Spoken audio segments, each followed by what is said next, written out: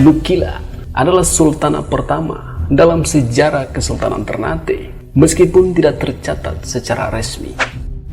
Assalamualaikum warahmatullahi wabarakatuh. Salam sejahtera untuk kita semua. Kesempatan kali ini catatan KJP akan membahas sedikit tentang Ratu Nukila. Namun sebelum lanjut, seperti biasa klik subscribe dulu ya. Buat saudara dong yang belum subscribe, agar kita bisa terus saling berbagi informasi menarik tentang Maluku.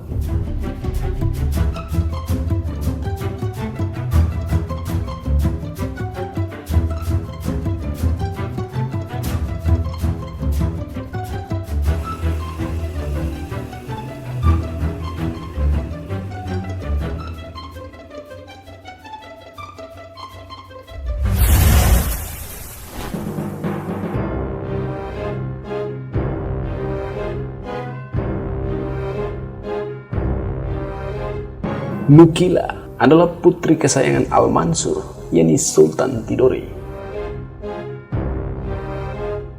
Ketika usianya 15 tahun, ia dijodohkan dengan Sultan Bayanullah dari Ternate. Padahal saat itu, usia Sultan Bayanullah sudah mencapai 50 tahun. Dari pernikahan tersebut, ia melahirkan dua anak laki-laki. Namanya adalah Abu Hayat atau Bohayat dan Dayalo atau Deyalo. Sayangnya, Boki Raja menjadi janda muda lantaran wafatnya sang suami pada tahun 1521. Ia pun ditahbiskan sebagai sultanah berdasarkan wasiat yang dibuat Sultan Bayanullah hingga anak-anaknya nanti dianggap sanggup jadi penerus. Mengutip Ratu Nukila dari Ternate, dikriminalisasi lalu pindah agama oleh sejarawan Iswara N. Raditya. Wafatnya Sultan Bayanullah tidak hanya memunculkan duka yang mendalam, tapi juga kegamangan terkait suksesi kepemimpinan di Kesultanan Ternate lantaran putra mahkota, yakni Pangeran Hidayat, belum cukup umur. Maka disepakati bahwa roda pemerintahan untuk sementara akan dijalankan dua orang, yaitu istri Sultan Bayanullah, yakni Ratu Nukila, dengan dibantu oleh Pangeran Tarwese, yakni saudara almarhum Sultan. Maka Kesultanan Ternate mengukir sejarah baru. Pada tahun 1522, sang ratu dinobatkan dengan gelar Ratu Nyai Cili alias Sultanah Nukila, atau dikenal pula sebagai Raina Boki Raja. Ia menjadi pemimpin perempuan pertama dalam sejarah Kesultanan Ternate, meski tidak dianggap sebagai raja resmi karena memerintah hanya untuk sementara. Yang terjadi selanjutnya ternyata tidak seperti yang diharapkan. Atas pengaruh Portugis, Kesultanan Ternate dilanda kisru yang berkepanjangan. Ratu Nukila pun difitnah dengan tuduhan pengkhianatan, lantas dibawa ke India untuk diadili Raja Muda Portugis di sana.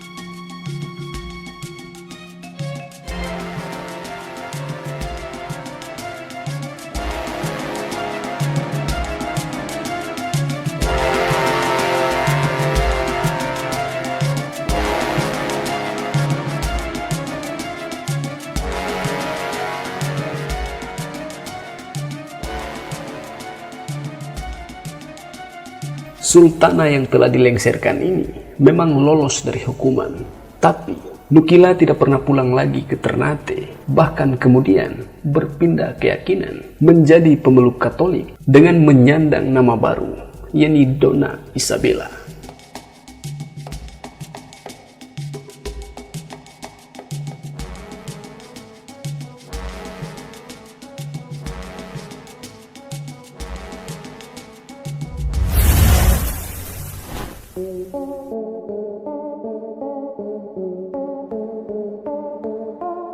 Ratu Nukila ibarat duta perdamaian untuk mengakurkan dua kerajaan Islam terbesar di Kepulauan Maluku, yakni Ternate dan Tidore. Dua kesultanan ini memang kerap terlibat persaingan, bahkan pertikaian, serta diperkeruh campur tangan dari Portugis dan Spanyol. Penelitian M. Junaidi berjudul Sejarah Konflik dan Perdamaian di Maluku Utara yang dimuat di Jurnal Akademika volume 1 nomor 2 2009 memaparkan Ternate meluaskan wilayahnya hingga ke timur, Nusa Tenggara, Buton, hingga Kepulauan Mindanao di Filipina. Tidore pun tak mau kalah dengan menyasar Ambon, Seram, sampai Papua, termasuk Raja Ampat.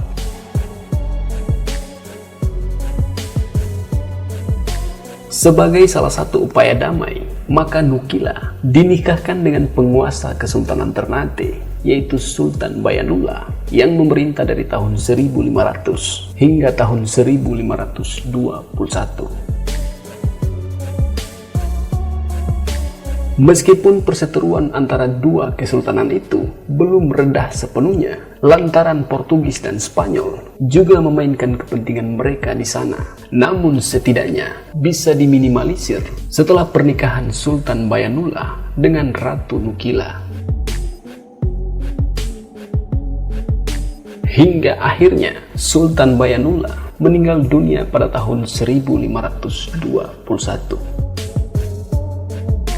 Ratu Nukila naik tahta sembari menunggu Pangeran Hidayat beranjak dewasa dengan dibantu oleh iparnya, yaitu Pangeran Tarwese, untuk menjalankan pemerintahan Kesultanan Ternate.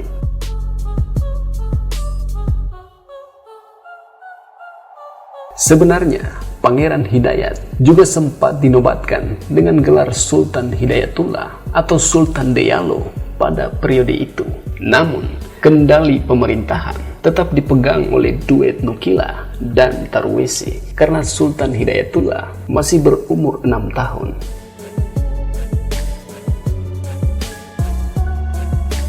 Pemerintahan Kesultanan Ternate di bawah pimpinan Sultana Nukila memang bisa berjalan selama beberapa tahun sebelum Pangeran Tarwese terhasut untuk melakukan tindakan makar yang berujung kudeta. Disinilah Portugis bermain demi menguasai Kepulauan Maluku yang kaya rempah-rempah. Sedangkan Spanyol secara pengaruh dan kekuatan memang lebih lemah karena lebih fokus untuk menaklukkan kepulauan seberang, yakni Filipina.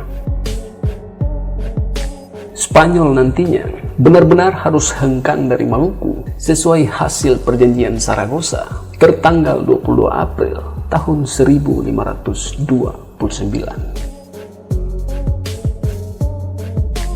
Tarwese mulai menunjukkan rasa permusuhan terhadap Nukila. Pangeran Tarwese merasa paling berhak atas tahta Ternate ketimbang iparnya itu. Menurut sejarah sosial Kesultanan Ternate, Portugis mengambil peran dengan berdiri di pihak Pangeran Tarwese. Di sisi lain, Sultana Nukila dibantu oleh Kesultanan Tidore yang memang kerajaan dari mana ia berasal. Situasi bertambah pelik setelah Sultan Al-Mansur, yakni penguasa Tidore, wafat pada tahun 1526. Sultana Nukila pun berniat menyatukan Ternate dengan Tidore sepeninggal ayahnya itu.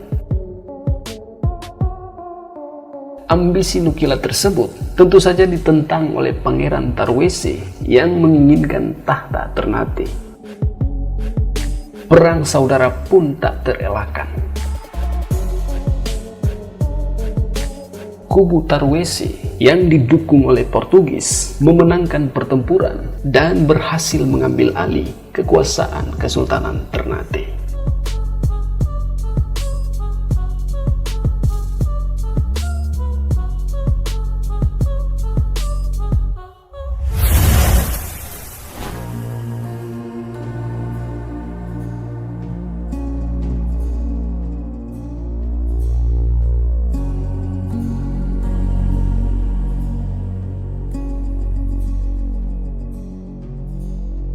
Ratu Nukila dan Sultan Hidayatullah yang sudah beranjak remaja berlindung ke Tidore, namun mendapat serangan dari pasukan Pangeran Tarwese bersama Portugis.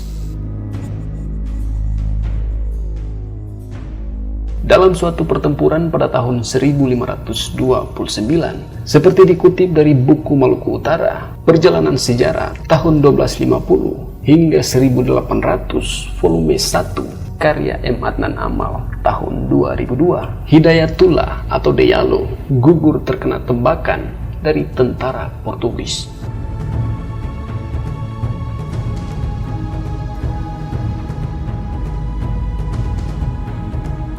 Sementara itu, Tarwese ternyata tidak bisa berlama-lama menikmati tahta Ternate. Ia ditemukan tewas dan Portugislah yang ditengarai sebagai pelakunya.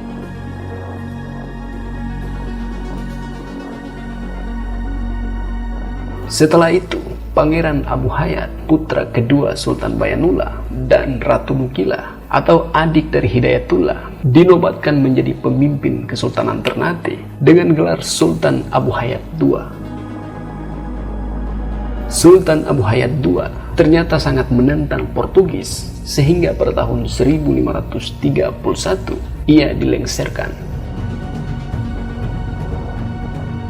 Raja muda ini difitnah telah mengotaki pembunuhan pejabat Portugis sehingga dibuang ke Malaka hingga wafatnya.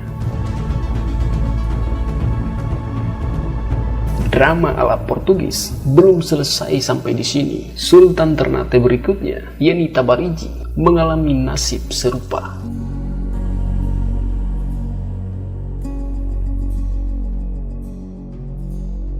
Tuti Herati dalam Rain Haboki Raja, Ratu Ternate abad ke-16 mengungkapkan bahwa Tabarigi adalah putra Ratu Nukila dari perkawinannya yang kedua dengan pria bernama Pati Sarangi. Tabarigi dan ibundanya, yakni Ratu Nukila, dituding Portugis telah melakukan persekongkolan jahat alias pengkhianatan terhadap Kesultanan Ternate. Seperti dikutip dari R. Sukmono dalam Pengantar Sejarah Kebudayaan Indonesia, halaman 50. Pada tahun 1534, mereka dikirim ke Goa, India untuk diadili di hadapan Raja Muda, perwakilan kerajaan Portugis di sana.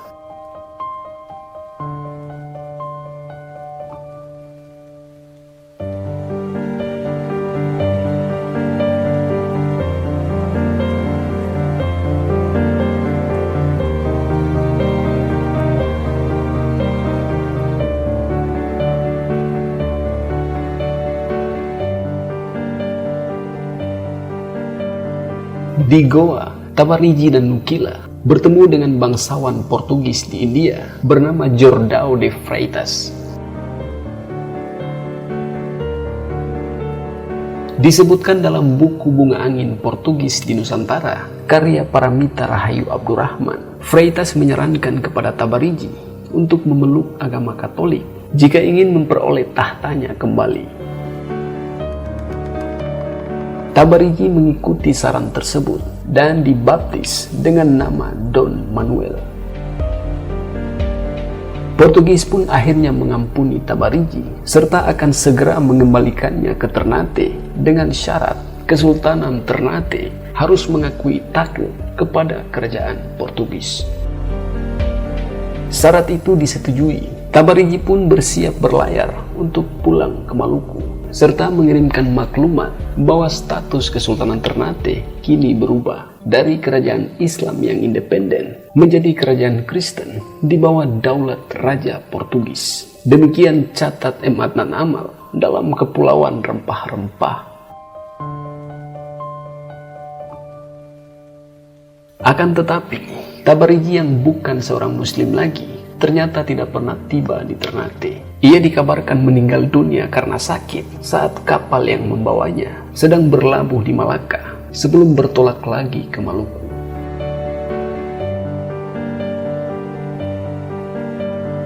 Bagaimana nasib Ratu Nukila, sang mantan sultanah ini, ternyata mengambil jalan serupa dengan anaknya, yakni beralih menjadi pemeluk Katolik dengan nama baptis Donna Isabella. Begitu pula dengan putri tiri Nukila atau anak dari suami keduanya, yakni Pati Sarangi, yang juga ikut berpindah keyakinan, dibaptis dengan nama Donna Katarina. Akhir riwayat Nukila alias Isabella belum terungkap dengan tuntas. Kabar tentangnya diketahui hanya sampai tahun 1544, yakni ketika Katarina menikah dengan seorang perwira Portugis bernama Balhasar Veloso. Ratu Nukila hidup bersama anak tiri dan menantunya di luar Ternate dan tidak pernah lagi kembali ke kerajaan besarnya di Maluku yang pernah dipimpinnya itu. Kendati berpindah agama, seperti yang tercatat dalam sejumlah referensi, namun sosok Nukila tetap mendapat tempat di hati rakyat Ternate. Sebagai bukti, namanya kini diabadikan sebagai nama jalan dan nama taman yang terletak di pusat kota Ternate, yakni Taman Nukila.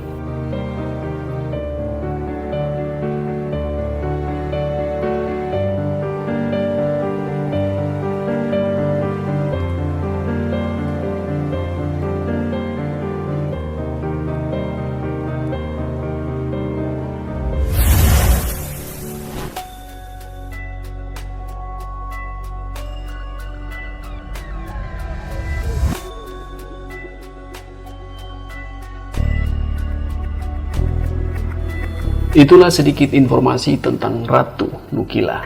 Lebih dan kurangnya mohon maaf ya, dan semoga tayangan ini bisa bermanfaat. Akhir kata, wassalamualaikum warahmatullahi wabarakatuh. Salam damai.